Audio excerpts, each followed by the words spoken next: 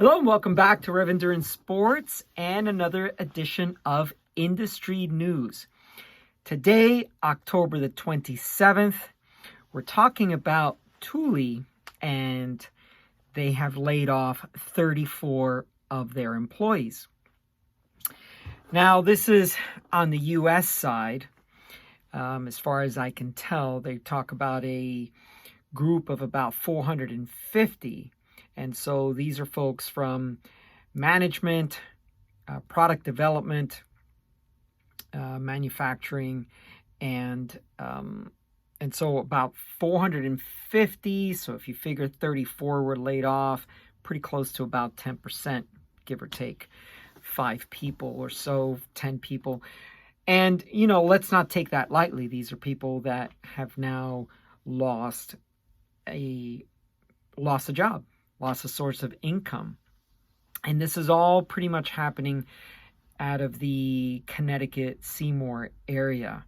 So if you are in the local area and I've got some feet on the ground, if you know anyone who used to work at Thule, give a hand, have them, because most new jobs are basically found by who you know. Right? A lot of networking takes place for someone to find a new job. So let's talk about the 3 organizational changes that the group's CEO is the North America group, Thule North America group, is implementing. So one of the things he talked about is on the commercial side, some of the folks that he laid off, he's going to, as a CEO, he's going to take more of a hands-on approach to these, to more of the sales and the marketing side of things. So that's pretty interesting. Number 2 had to deal with product development. So they had quite a few folks or a small number of folks, I should say, in the Seymour, Connecticut office, plant, whatever, that worked on product development. And so those positions have now moved back to Sweden. They are a Swedish headquartered company.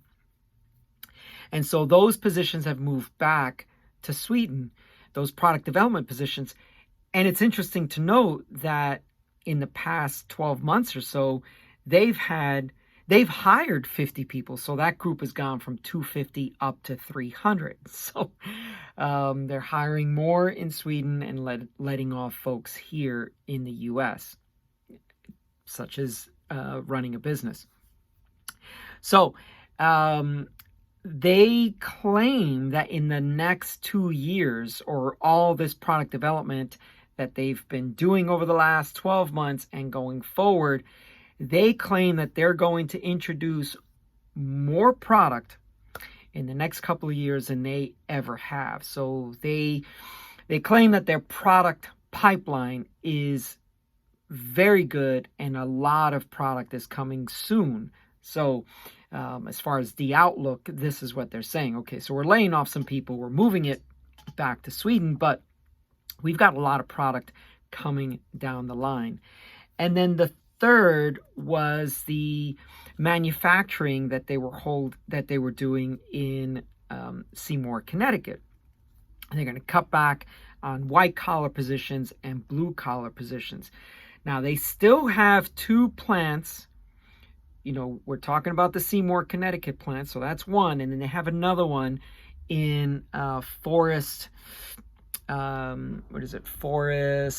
To be more precise, Forest Park, Illinois. And so they build roof boxes there in Forest Park, Illinois, so that'll continue. And then the bike carriers that are being made in Seymour, Connecticut will continue, but they have laid off some folks. And with those 2 plants, they say that they produce more product locally than any of the competitors. Now, that's interesting because I thought a lot of the product from Quatrax and some of these other folks was a lot of it was made in the US. So I'm curious where that's coming from. Now, Thule is a massive company as in the roof rack and bike carrier business. So, maybe just with this small amount of product that they're producing more than the other smaller brands like Quat. Now, I sell a lot of Quat because personally I think form fits function there. Or form follows function, or function follows form. These are very well designed racks, and they look they're very aesthetically pleasing on the back of your vehicle, which a lot of times you're not going to take it on and off, you're just going to leave it on. And so it needs to look, in my opinion, appealing for it to stay on there. So, and a lot of their manufacturing is done in Europe. So places like Sweden, their headquarters, Germany, Poland, Belgium, and the soft goods like bags and things like that, those are made in Southeast Asia. Okay, so let me check these notes because there's a couple other things I wish to talk about. But basically, with all this, with all these layoffs, it's the same story. Excessive inventory, softening bike market, right? So these are, this is every company I'm reporting on that has layoffs. It's the same kind of thing.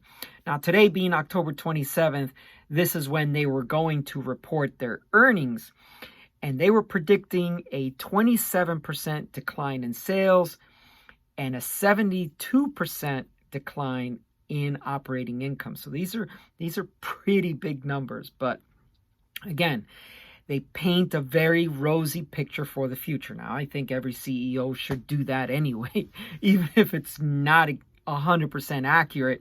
At least keep the investors invested in the product, invested in the company, and then, in this case, if they got this massive product pipeline coming, then maybe all these things will come true. Let me check some other notes here just to make sure I'm covering them.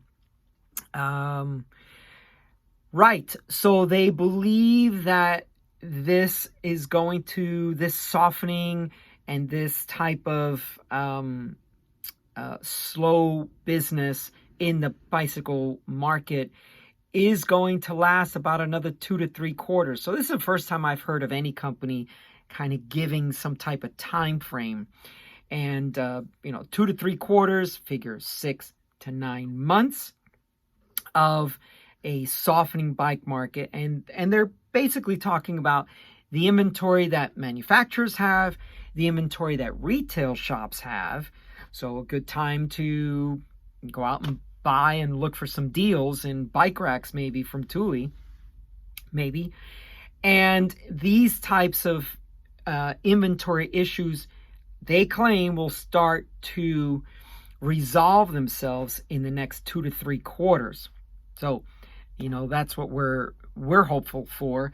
I have to watch the inventory in my store as well, because I've had a lot of back orders, and some of them are automatically shipping. And so, I have to be careful with that. And I locked down my credit card just this morning because I need to get a handle of, okay, what back orders are still out there from which vendors. Some of them I know. And I've told them, hey, wait, let's cut this back. I don't need as many as I thought I did. But it is a nightmare to try to keep track of all this as a one-man shop. Now, one last thing before we go. I thought I'd add a little piece of trivia.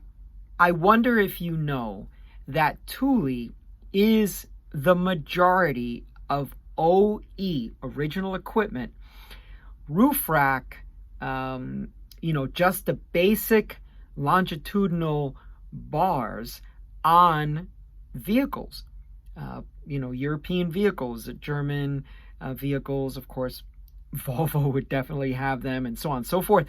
These longitudinal racks or rails, which then you just buy the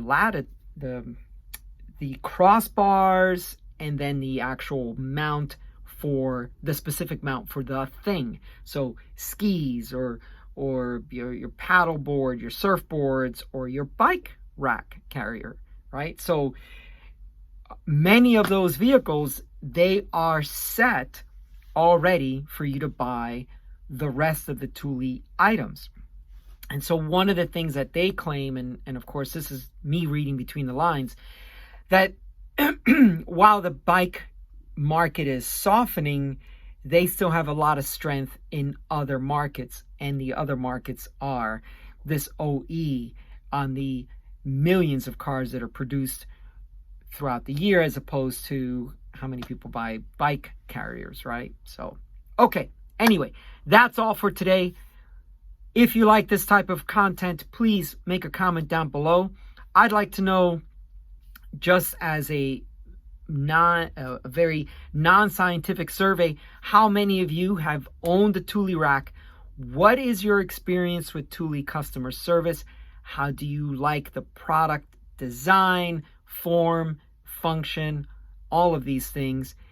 And if you do not own a Thule bike carrier rack, which brand did you choose and why? Okay, that's all for today. Please like and subscribe, and we'll see you up the road.